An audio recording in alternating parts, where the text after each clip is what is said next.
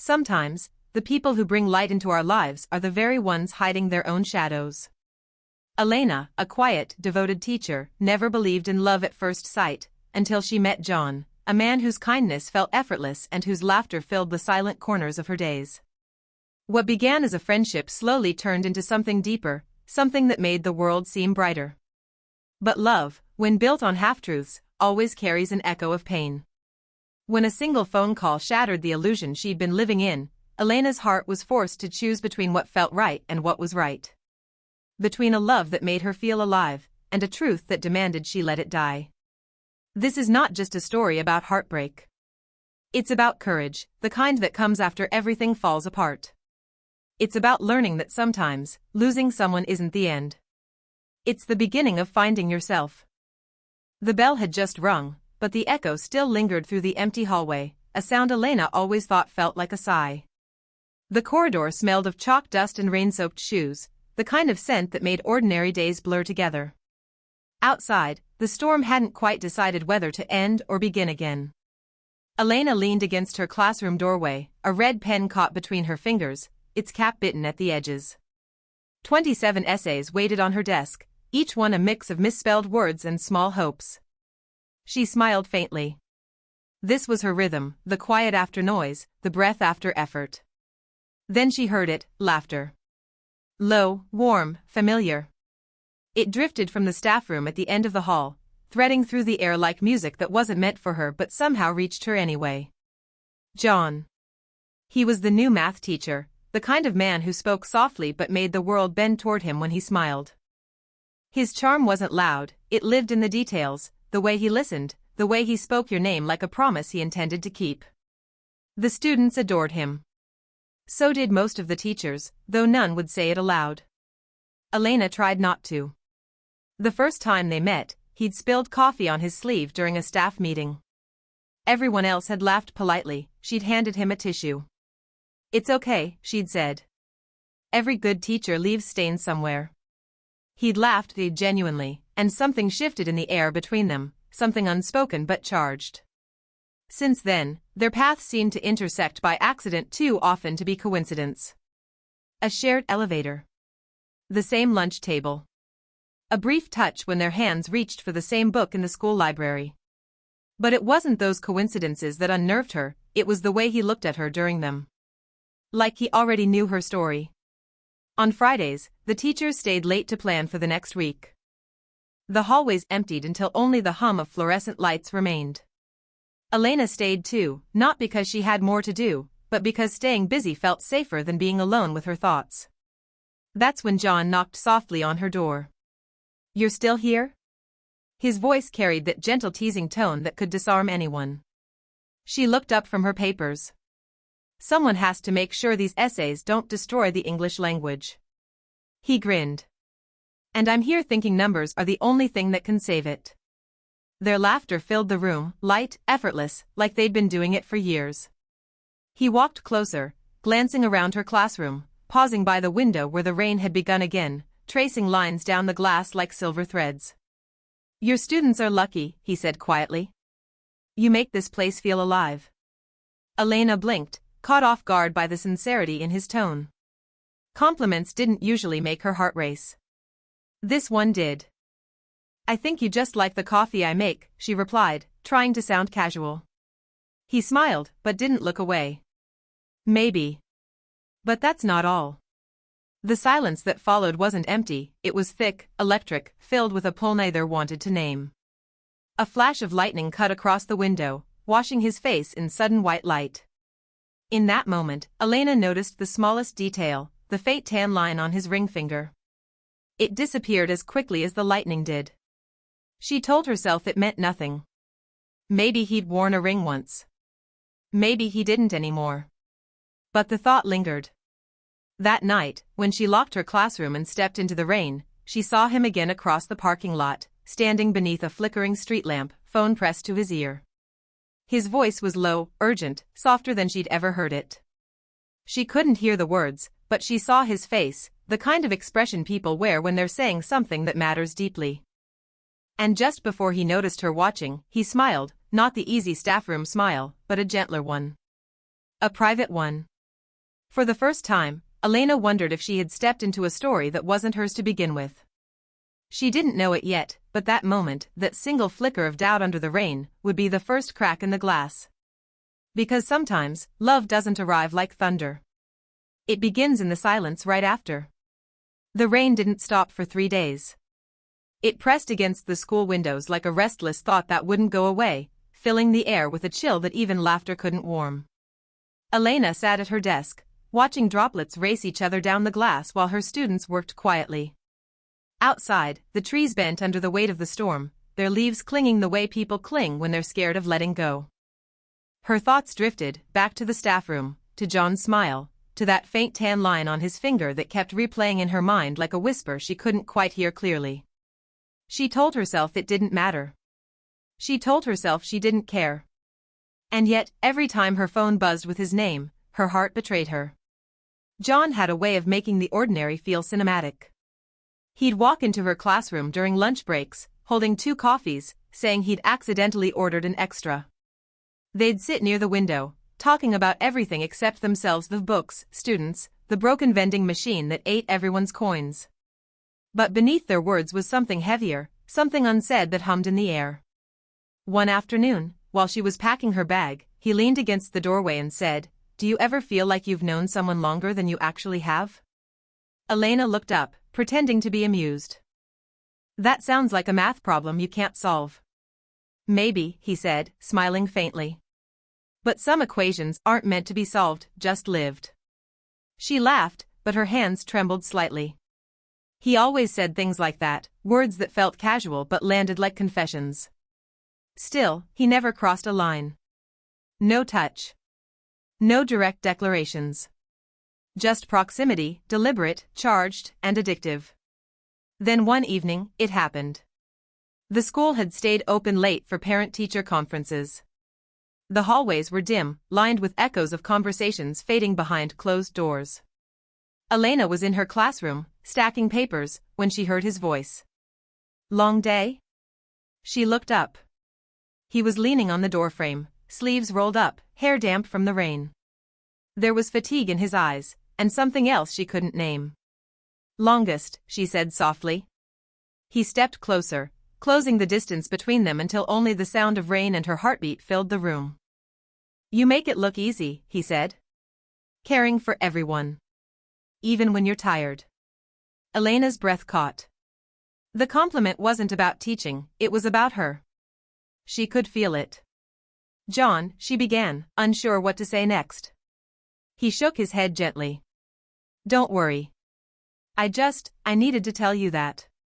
He left before she could respond, his absence louder than his presence. That night, she couldn't sleep. Her mind replayed every detail, the tone of his voice, the look in his eyes, the distance that had felt both safe and dangerous. She wanted to believe she was imagining things. But she wasn't. The next day, the tension had changed, not visible, but alive. She felt it in glances that lasted a second too long, in silences that carried more than words. Maria, her colleague and closest friend, noticed. "You've been distracted," she said during lunch. Elena shrugged. "Just tired." Maria gave her a knowing look. "Tired doesn't make people smile at their phones like that." Elena flushed. "It's nothing." Maria leaned closer. "Just make sure it stays that way. People talk." The warning hung between them, soft but sharp. That weekend, John texted her, "Coffee?" "Just to talk." She almost didn't reply. Almost. They met at a quiet cafe near the old bridge. The rain had finally stopped, but the sky still carried the memory of it. They talked about work at first, then drifted into deeper waters, dreams, regrets, the loneliness of pretending to be fine. He told her he admired her strength. She told him she didn't feel strong at all. When he looked at her, she saw a kind of tenderness that made the world tilt slightly. And for a moment, it felt like they were the only 2 people left in it. Later, walking home through the fading light, Elena thought about something Maria once said, "Sometimes the danger isn't what people hide. It's what they make you want to believe." The wind carried the smell of wet earth and something faintly metallic, a scent that felt like change. Elena didn't know it yet, but that evening coffee was the beginning of a story that would test everything she believed about love, loyalty, and truth. And somewhere, beneath that calm exterior, a storm much greater than rain had already begun. The school courtyard shimmered under pale morning light, still damp from last night's drizzle. The air was cool, sharp with the scent of chalk and wet soil, a normal day, almost painfully normal. Elena stood by the window, coffee in hand, pretending to read her lesson plan. Her phone buzzed once, twice, and then again, an unknown number. She almost ignored it, but something about the persistence made her answer. Hello? A silence stretched, delicate and uneasy. Then a voice, steady, polite, almost rehearsed. Is this Elena? Yes, who's speaking? The pause that followed carried weight, like the moment before lightning strikes. My name is Olivia, the woman said softly. I'm John's wife. The words didn't register at first. They floated, absurd and distant, as if they belonged to someone else's story. I'm sorry, Elena said. I think you have the wrong. I don't, Olivia interrupted gently. I know who you are. Elena's heartbeat stumbled. She gripped the edge of the desk to steady herself. I saw you and John together, Olivia continued, her voice neither angry nor pleading, just tired. Outside the cafe near the bridge. The sound of rain returned in Elena's memory, that small, warm cafe where she had thought the world paused for them alone. Olivia's tone shifted, the politeness fading into a thin thread of heartbreak. We've been married for 5 years. We have a son. The words cut deeper than shouting ever could. Elena sank into her chair, her breath caught in her throat. She looked at her reflection in the dark window, pale, still, disbelieving. He never told me, she whispered, almost to herself. I know, Olivia said. That's why I'm calling. I'm not here to fight. I need you to know the truth. For a moment, neither woman spoke. The silence between them wasn't hostile, it was heavy with shared pain, 2 lives colliding at a single point of betrayal. I love him, Olivia confessed quietly. And I don't want to lose him. But I can't keep pretending I don't see what's happening. Tears blurred Elena's vision before she even realized she was crying. Her heart broke in 2 directions at once, for herself, for Olivia, and for the fragile illusion she had unknowingly built her days around. I didn't know, Elena said again, voice shaking. He never said anything. I believe you, Olivia replied. But I thought, maybe you needed to hear it from me before it goes any further. Then came the faint click of a message arriving, a photo. Elena opened it with trembling fingers. John and Olivia, smiling in the golden light of some long-ago vacation. Their hands intertwined. Their faces peaceful in a way that truth always is before it shatters. It wasn't the picture that hurt most. It was what it represented, the life she had accidentally trespassed upon. I'm sorry, Elena whispered. I swear, I didn't know. Olivia's voice softened. I believe you. I just hope you'll do the right thing now. The call ended. The line went dead. But the silence it left behind was deafening. That afternoon, Elena walked through the corridors like a ghost. John waved at her from across the hall, his smile the same easy warmth that had once steadied her. For the first time, it made her stomach turn. She couldn't confront him there, not in the bright cruelty of the school day. But she could feel the confrontation brewing, like a storm gathering behind her ribs. Every small thing suddenly looked different, the way he avoided his phone during lunch, the occasional ring he'd stopped wearing, the moments he'd looked away too quickly when she asked about his weekend. How had she missed it all? By the time she reached home that evening, her anger had found its shape, not sharp, but clean. She wasn't furious at him for being married. She was furious at him for letting her believe she wasn't trespassing. The phone rang again that night. His name. She let it buzz 3 times before answering. Elena, his voice came through, hesitant. Are you okay? You didn't say much at work today. I got a call, she said flatly. From your wife. Silence. Then a sharp inhale, the sound of guilt recognizing itself. Elena, I can explain. No, she said quietly. You can't. You already did.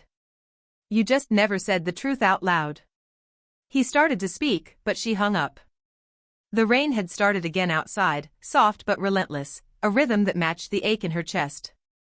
Elena sat by the window for a long time, staring at the reflection of a woman she no longer recognized. The truth had arrived like a storm, and she knew nothing in her world would sound the same after this.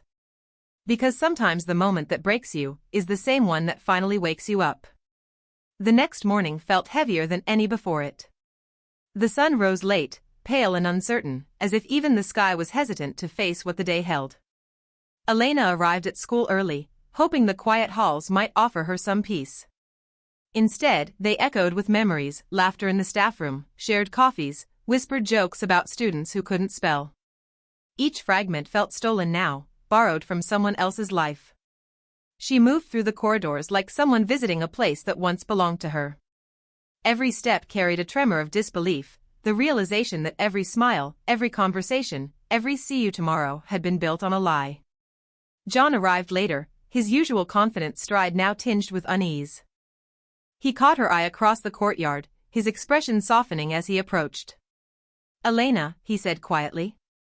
"We need to talk." Her first instinct was to walk away. But she didn't.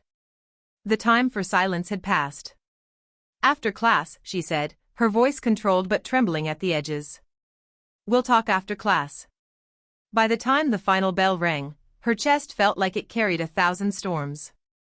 She waited in her classroom, watching the shadows lengthen across the floor.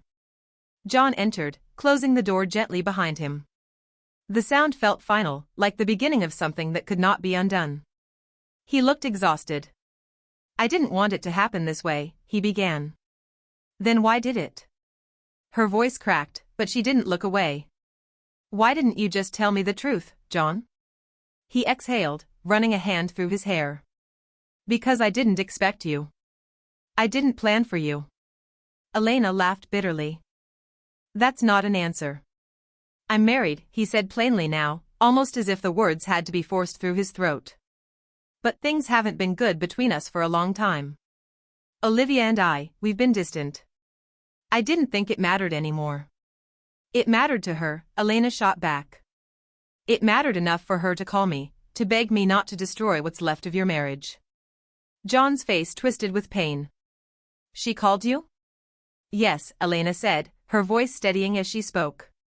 "She didn't scream. She didn't blame me. She just told me the truth, something you never had the courage to do."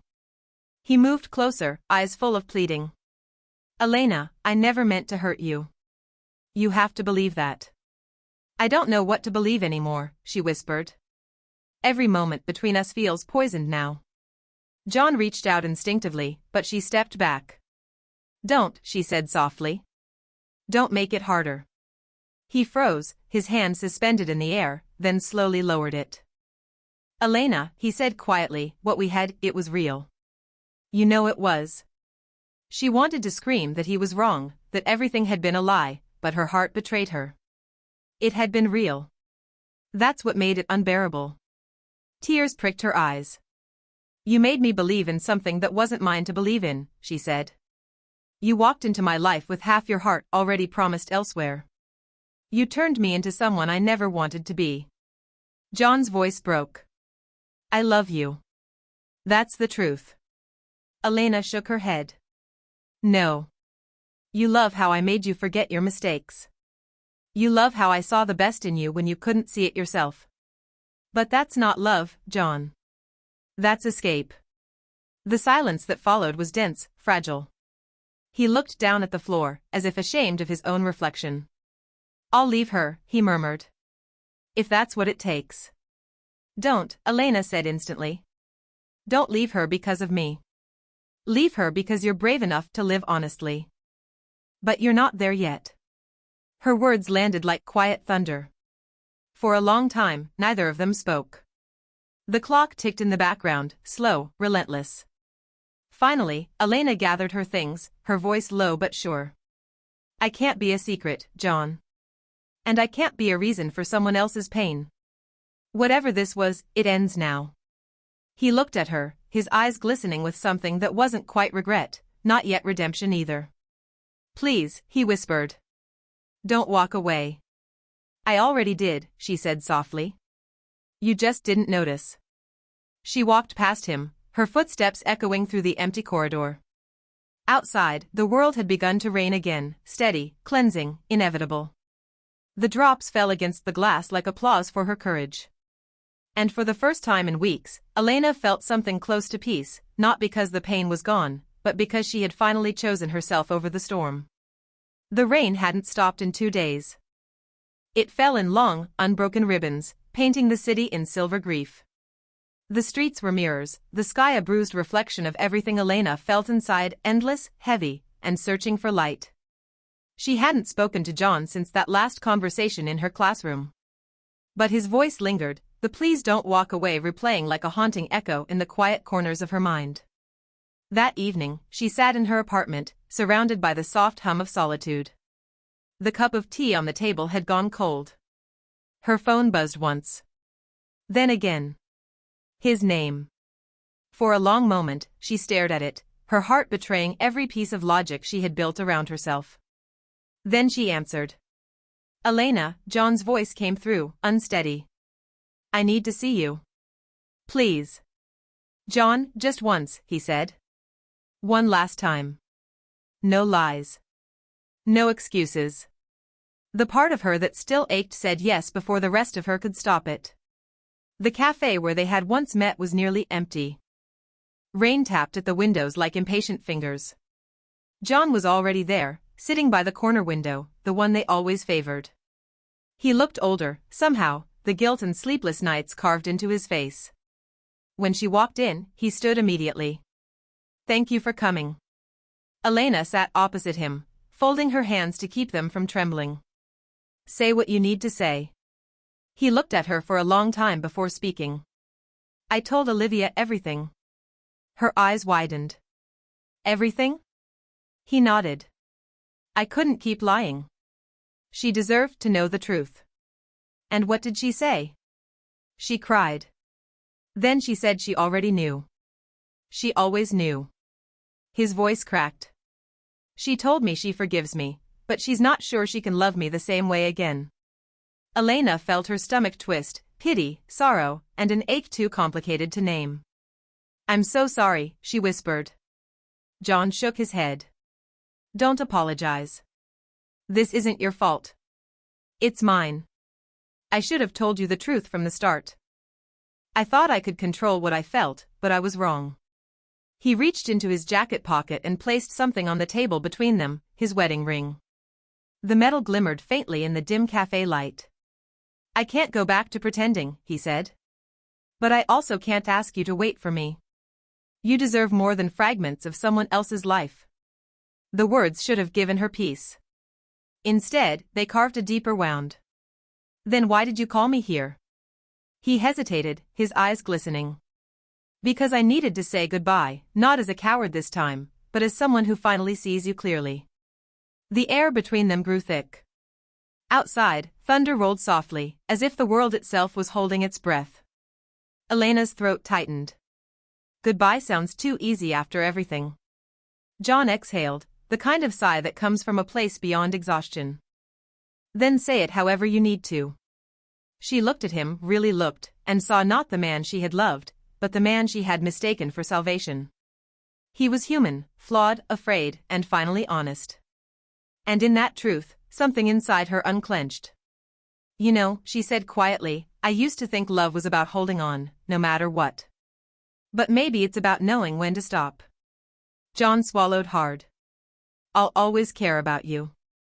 And I'll always remember you, she replied, her voice steady now. But we're both ghosts in a story that was never meant to last. He nodded, eyes brimming with tears he didn't wipe away. You were the best thing that happened to me in the wrong chapter. Elena stood, her chair scraping gently against the floor. She picked up the ring and placed it back into his palm. Then finish that chapter. Don't drag me through the next one. For a moment, neither moved. The rain softened, a faint light breaking through the clouds. She turned toward the door, each step feeling both heavy and freeing. As she reached the threshold, John called out softly, Elena?